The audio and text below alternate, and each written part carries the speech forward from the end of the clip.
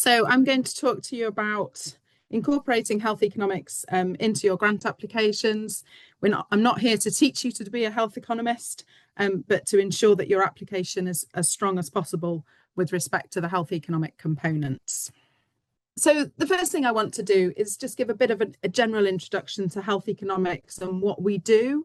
And you can think about, gives you some ideas of what we get involved in, and you can think about what might be relevant for your studies. So we explore resource use in healthcare. We conduct cost analyses from different points of view, different perspectives. So typically a health and social care perspective, but we might also consider wider societal costs in terms of time off work.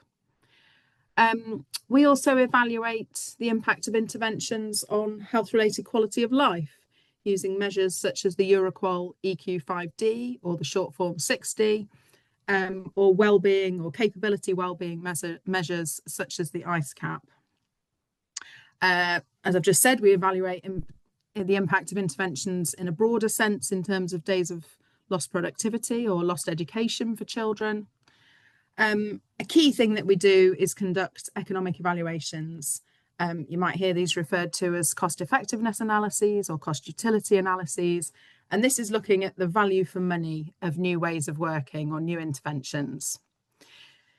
But we also conduct budget impact analyses, so look at the affordability of new interventions. And finally, we might conduct and collect information on preferences using discrete choice experiments or willingness to pay. So getting a sense of people's preferences and weighing up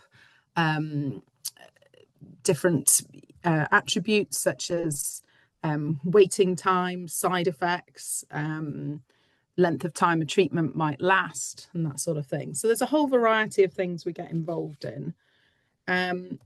And another way of looking at that is looking at some example publications that have come out of our group in the last few years. So the first one here is a within trial cost effectiveness analysis. So looking at the value for money of surgical reconstruction versus rehabilitation for ACL ligament injuries. The second one here is a modelling study looking at survival benefit and cost effectiveness of proton beam therapy for Hodgkin's lymphoma. One thing I've already mentioned and we talk quite a lot about and think quite a lot about is health-related quality of life. And perhaps I'll just take a moment to very quickly introduce that. So we measure quality of life on a scale sort of anchored at 0 and 1, where 0 represents death and 1 represents perfect health. And this score between 0 and 1, if you like, is known as a utility. So in this third study, they were looking at what are the utility decrements associated with minor and major bleeding events for patients on dual antiplatelet therapy.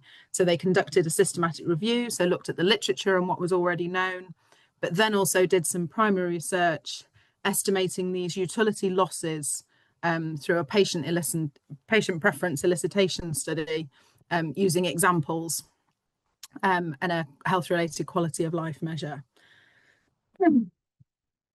We also conduct literature reviews and meta-analyses of cost-effectiveness studies, and also sort of write more general overviews of summarising methodological and practical challenges of using big data as an input into cost-effectiveness analyses of next-generation sequencing. And the final example here is a combined sort of value for money, cost-effectiveness analysis, and affordability in terms of budget impact study of looking at a type of testing in metastatic breast cancer in 3 different countries. So a whole range of things, and there's obviously many other things than I've shown here that we get involved in. But I mentioned economic evaluation is one of the key areas and often one of the areas where we might be collaborating with you. So again, I'm not going to teach you to become a health economist, but here's just some useful insights to give you an idea of what it is and think about how it might be useful in your study, and also introduce you to a few terms that your health economist might use So just give you a flavour of some of the language. So although the NHS was set up and aims to secure the provision of comprehensive, high quality care for all those who need it, regardless of their ability to pay or where they live, even if we're providing a comprehensive service, given we have a limited healthcare budget, we have to make trade-offs and we have to decide what we're going to offer and what we simply can't afford. And economic evaluation is a systematic and explicit way of helping to make those choices in healthcare. So the aim is to maximise the health gain with the available resources. So, you know, colloquially, this might be about bang for your buck. It's about getting the most out of our finite pot for our population.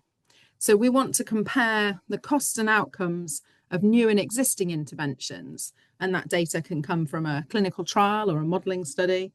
And the classic textbook definition is that it's the comparative analysis of alternative courses of action in terms of both their costs and their consequences.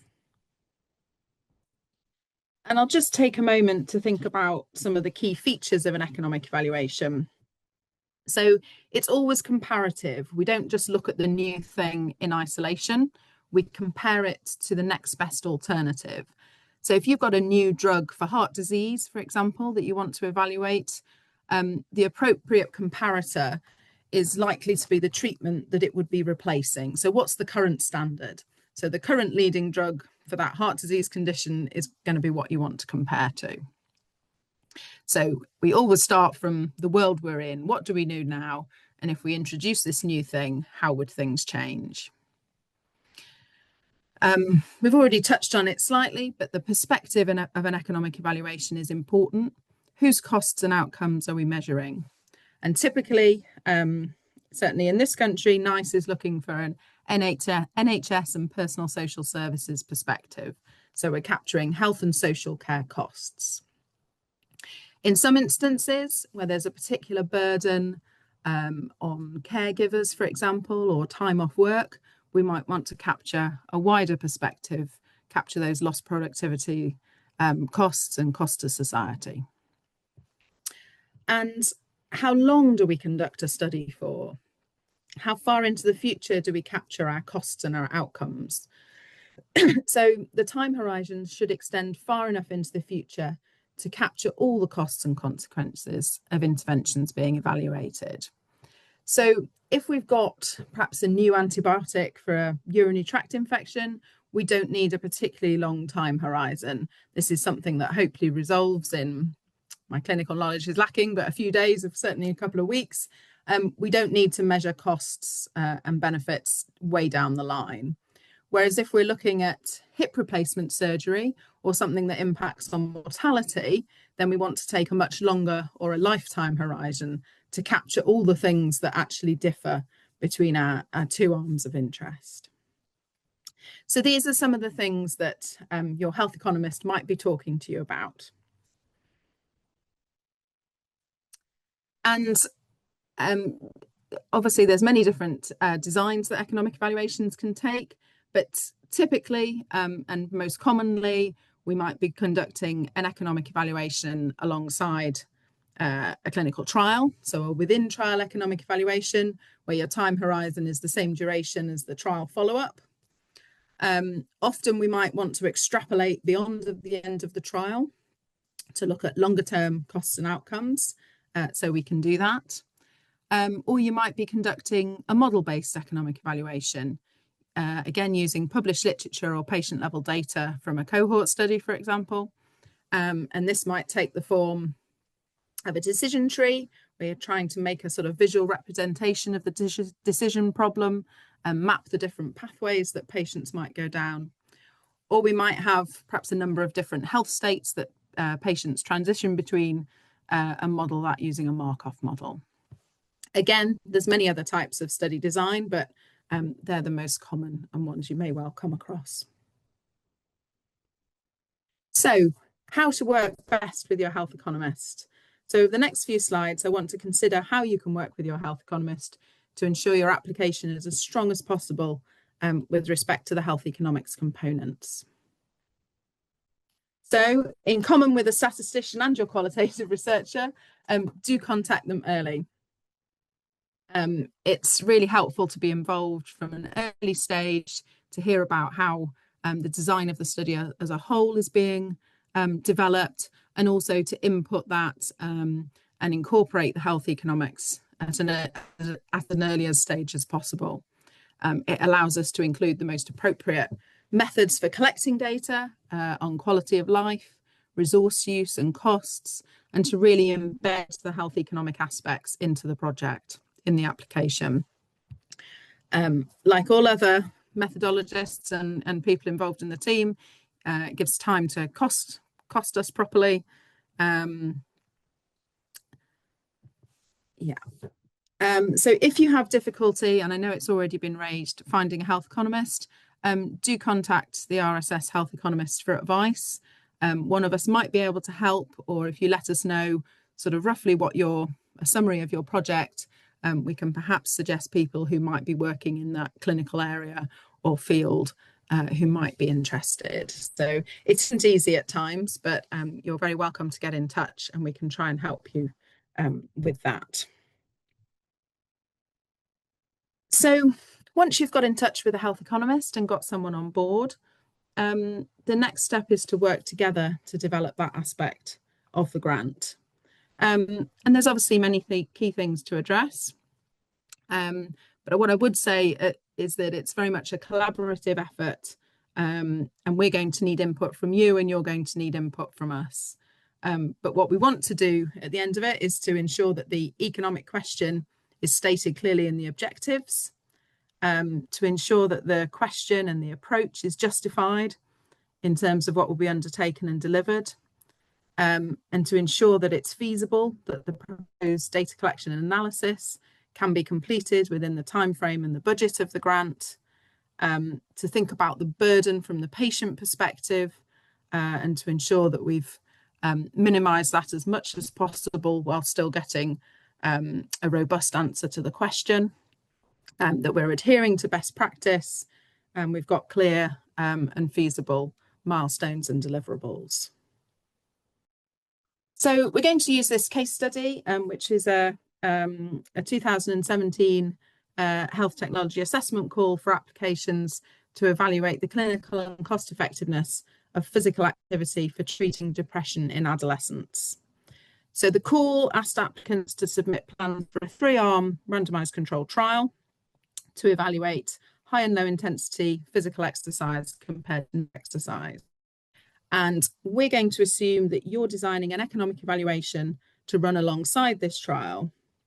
But the points I'll make will be more generally transferable to other types of health economic study. So again, I mentioned that it's very much a collaborative effort. You're the expert. Many of you may be clinicians, and you'll have clearly have much more clinical expertise than us, but that's really important for us to learn from you. And you'll likely know your clinical and scientific literature better than us because it's the area that you're in. So don't be surprised that if you ask us a question that we reply with a question. So if you ask us, when should we be measuring quality of life? We're going to come back and ask you, well, what happens to patients? When are the highs and lows? At what time points might this change? And how might it differ between the groups? Because we need to understand the patient group and their pathway and what happens to them in order to answer your questions. So it's very much a collaborative effort, and probably not just with yourselves, but with members of the wider team as well, to make sure that we get the economic evaluation designed correctly. So again, this is another of the reasons why it can't all be done at the last minute. We really need to be involved early. So there's obviously a number of different sections that we'll be inputting to. The first of which might be the plain English summary. And so we need to express what we're going to be doing in easy to understand language. So, for example, if we're conducting a cost effectiveness analysis, we might talk about value for money because that's a bit easier to understand. If we're conducting a budget impact analysis, we might talk about the affordability of a new intervention. So in the case study, I think describes the aim of this research is to find out whether exercise is an effective treatment for young people with depression and whether it's good value for money for the NHS. So hopefully that's something that a broad audience can understand.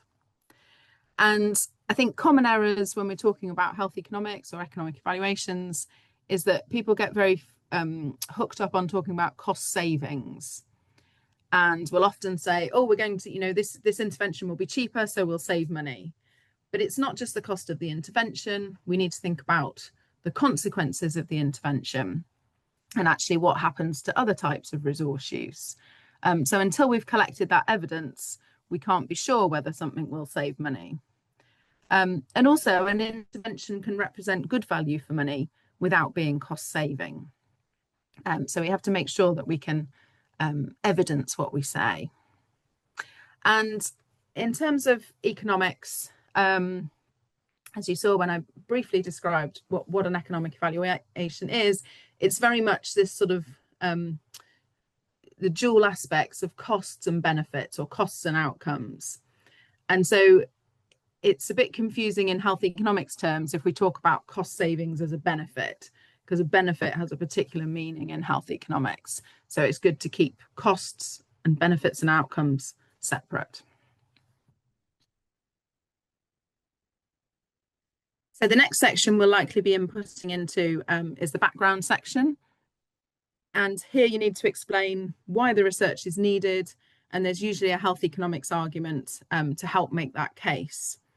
So you might be describing the burden of the disease in terms of the numbers of patients. And then alongside that, if you can describe the sort of monetary burden, the cost to the NHS or the cost to society, then that's helping add weight to the importance of your question.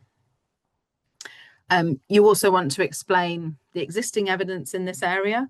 So are there relevant estimates of costs or quality of life or existing cost effectiveness information that's useful to present at this stage? So in the case study, we might think about what's the burden of depression in adolescents, what are the annual healthcare costs associated with depression in this population, what's the quality of life impact of depression, and how cost effective are the current treatment options. So a common error here would be no health economics case presented, or the evidence is cited for an irrelevant population. So you might have a study of adolescents, but actually you're presenting data for an adult population. So it's not, that's a bit of a red flag. So make sure things are relevant. So the next section you'll be inputting to is the aims and objectives. And just skipping ahead to the common errors, if you've got a health economics component in your study, then it's a bit of a red flag to reviewers if you don't have an aim or objective that relates to that economics component. Otherwise, it suggests it isn't very important. So you want to have a clear aim or objective relating to the economics. Doesn't have to be the primary aim, it's not always the most important part, but it's a clear secondary objective. So in the case study, it was clearly there to estimate the cost effectiveness. So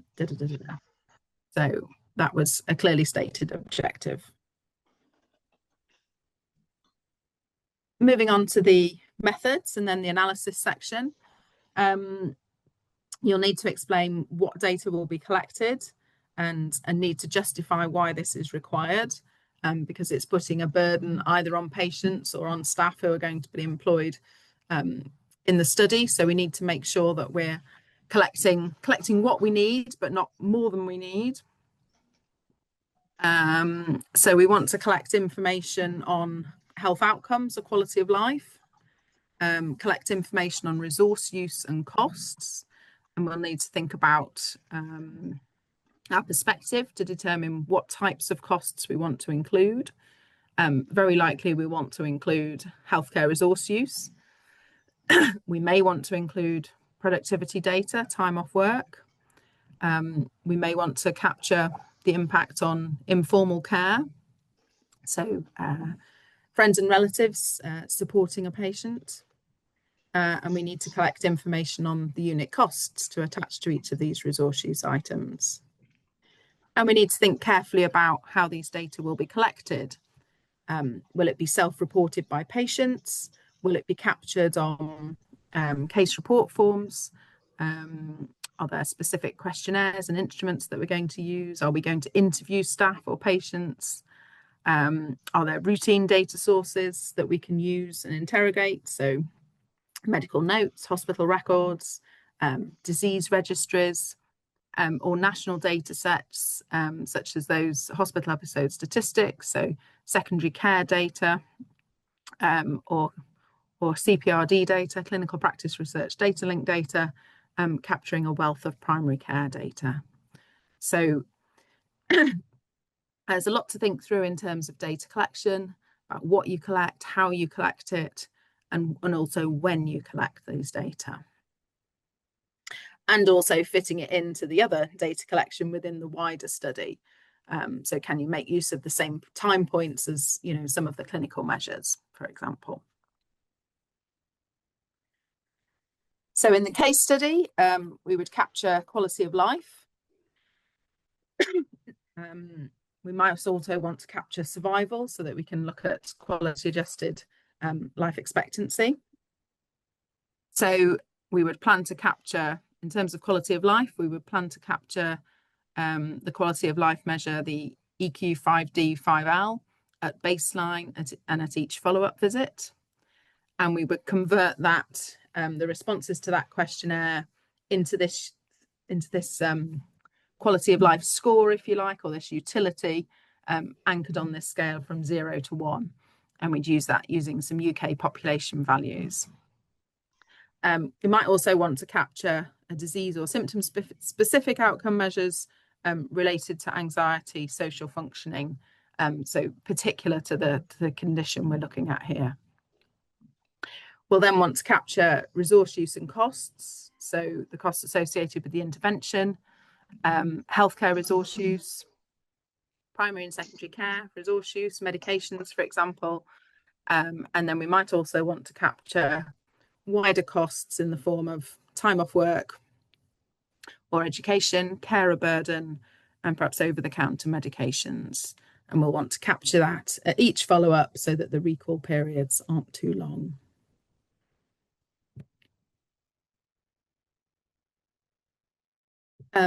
Often important to say that, and this applies to other sections perhaps as well, that the health economics work would adhere to best practice guidelines. So there's various NICE guidelines that you could reference, or there's also the CHEERS, the Consolidated Health Economic Evaluation Reporting Standards checklist, which journals often request is completed when health economic papers are submitted. This is a checklist around reporting, but it's good practice to say that such guidelines will be followed. So clearly you want to make sure that the methods you present follow the guidelines that are in these documents.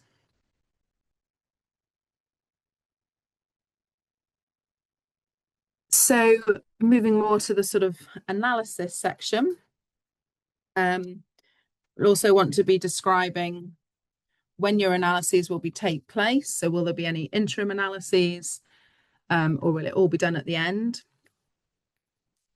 And you need to describe exactly what you're going to be doing. So you'll have stated your perspective and your time horizon, which will obviously impact on your data collection. Excuse me.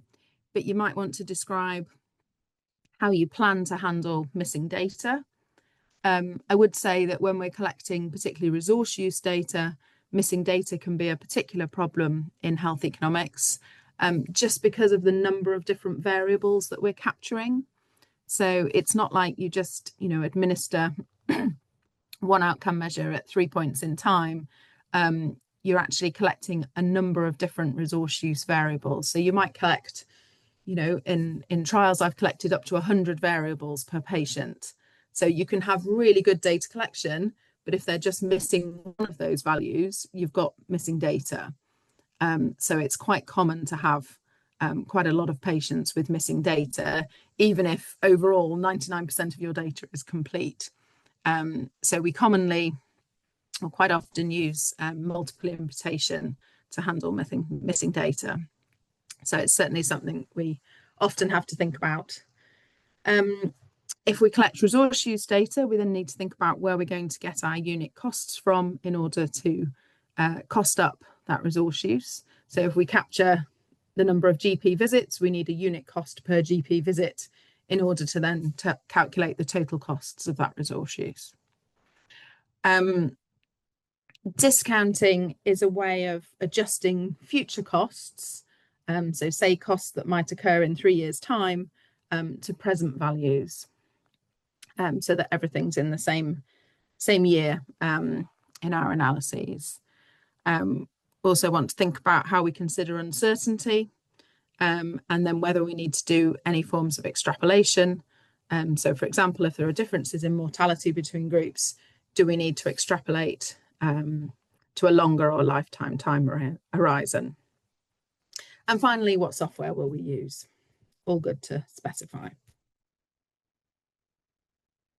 So in the case study, we state that an NHS and personal social service perspective will be undertaken in line with NICE guidance. There'll be a minimum of 1 year follow-up, but there is consideration built in for providing longer term follow-up, possibly with modelling, although I think the grant did also talk about applying for money for additional follow-up. Missing data, likely need multiple imputation. Discount costs and outcomes at 3.5%, again in line with guidance. You might want to think whether there's subgroup analyses that are appropriate. So does the cost effectiveness vary by different patient subgroups, perhaps in the presence or absence of comorbidities? My first question would always be to the clinical team, are you planning any subgroup analyses for your clinical outcomes? And then think about between us whether any of those would be relevant from a health economics perspective. But there may be others that are relevant just for the health economics. And we may also want to conduct sensitivity analyses around particular aspects of uncertainty.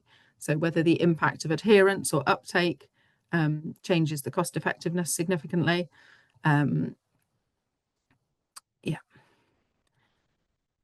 So clearly a common error is, saying you're following guidelines or not saying that, and then but not following them. So saying you'll discount but not using what is accepted as the rates for the country of interest that you're working in.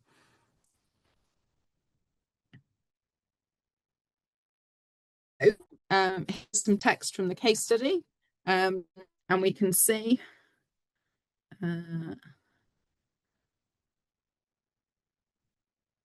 hopefully you can see my mouse, but it talks about the fact that this is a within trial analysis.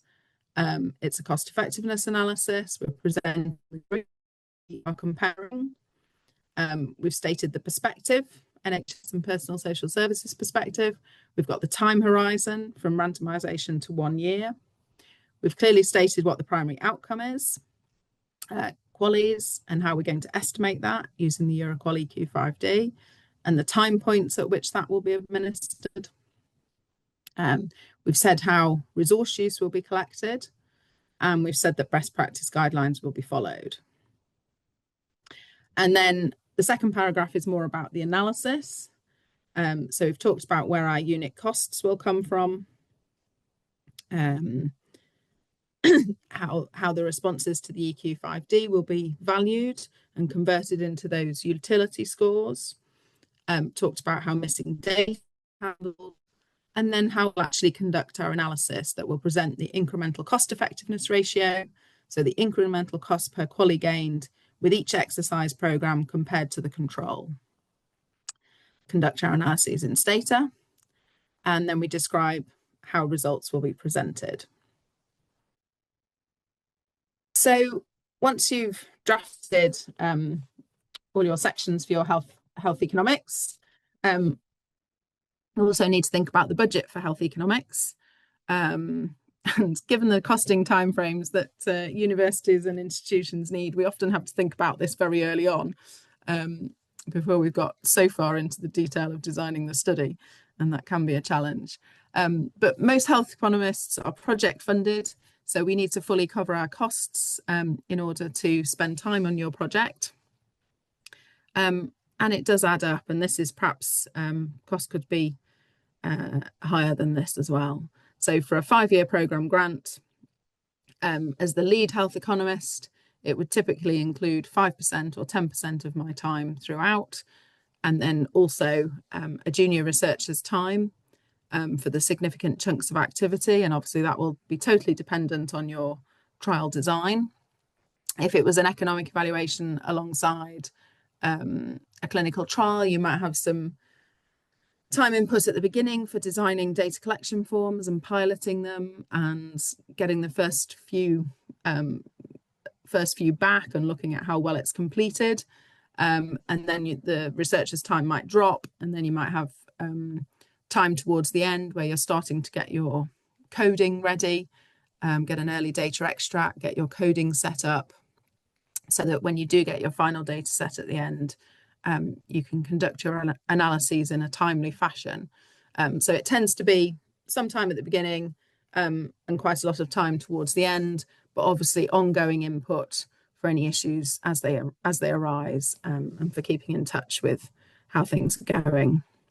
We might put money in for conferences, any training, anything to do with the design of data collection or analyses, maybe data collection trips, and software, and travel to project meetings. So health economics will be an important part of your budget.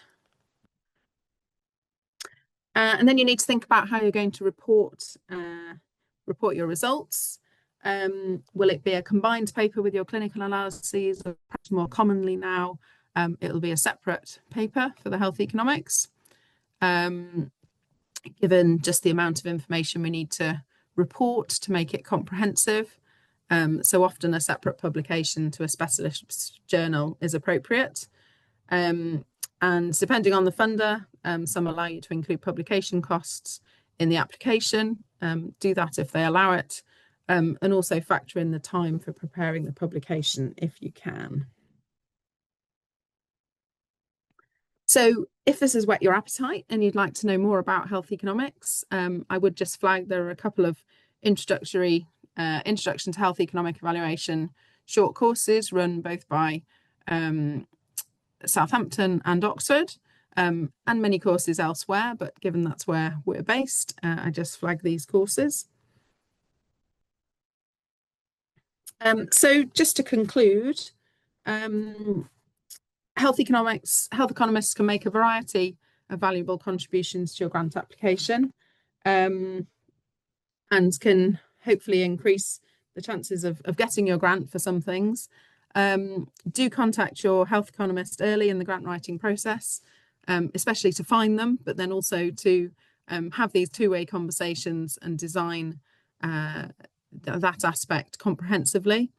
And as I say, if you're having difficulty finding a health economist, do contact the RSS for advice. And really work with them collaboratively to ensure it's fully integrated into all aspects of the application and it doesn't look like a little bolt-on at the last minute.